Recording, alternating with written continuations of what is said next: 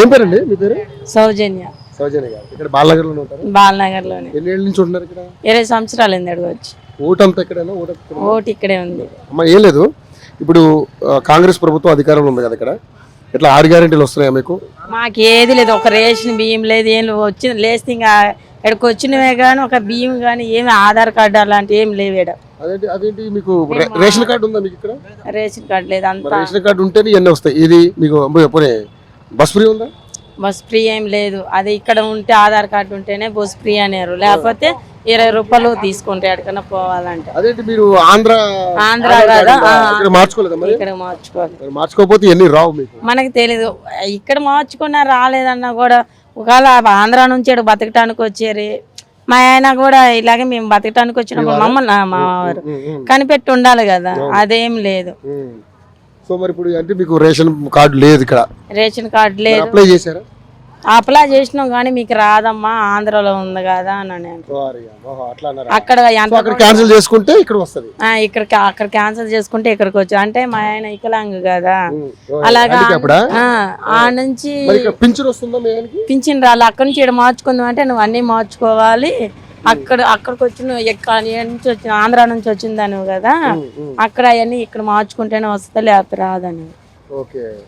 So మొత్తానికైతే మీకు ఇప్పుడు ప్రస్తుతానికైతే ఆంధ్ర ఐడెంటిటీ ఉంది, ఇక్కడ తెలంగాణలో ఏం లేదు. ఓటు ఒక్కటే ఉంది. ఓటు అప్పుడు వచ్చి అవి వేస్తారా ఇవి వేస్తారా అని అంటారు.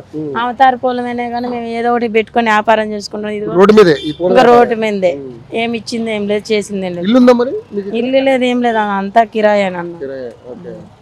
దీనికే ఇది ఏదో దేవుడు ఇది ఇచ్చిండు, అది దాంతో బతుకుతున్నాం అంతే. కాదు మరి మీకు ఇల్లు కూడా లేదు కాబట్టి మరి ఇప్పుడు మరి ఇక్కడ ఎన్నికలు వస్తున్నాయి, మరి గతంలో కేసీఆర్ చేసిండు, ఇప్పుడు రేవంత్ రెడ్డి చేసిండు. మనకి రేవంత్ రెడ్డి చేసింది లేదు, అన్ని చీరలు అనేరు, డబ్బులు అనేరు అనేరే కానీ మన ఆంధ్ర వాళ్ళకి అనేది హెల్ప్ ఎవరు చేయలేదు. ఇక్కడ వాళ్ళకే చేసుకుంటారు, ఇక్కడ వాళ్ళే చేస్తారు కానీ ఆంధ్ర నుంచి వచ్చారే బతకటానికి వచ్చారు వాళ్ళకి ఏదైనా హెల్ప్ చేద్దామని లేదు. మీకు ఇవన్నీ రావాలంటే నేను చెప్తున్నా సౌజన్య గారు, మీకు కంపల్సరీ రేషన్ కార్డు ఇక్కడ ఉండాలంటే మీరు మీ ఓటుకి ఇక్కడే పెట్టుకోవాలి మీరు. అప్పుడు మీకు ఏంటంటే ఇవన్నీ వస్తాయి. రేషన్ కార్డు ఇక్కడ ఉన్నాయనుకో మీకు బస్సు ఫ్రీ వస్తుంది, 200 యూనిట్లు కరెంట్ ఫ్రీ వస్తుంది, తర్వాత మీకు గ్యాస్ అట్లాగా నేను పెట్టుకుంటాను అంటే నమ్మకం చెప్పలేము, వస్తే రావచ్చు లేకపోతే లేదనేవారు.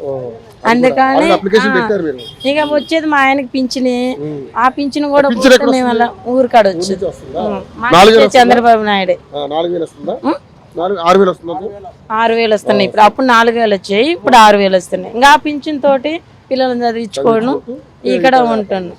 మాకు అక్కడ కూడా జగన్ పార్టీ తరపులు కూడా అమ్మఒడి పథకం కానీ అది కూడా రాలేదు.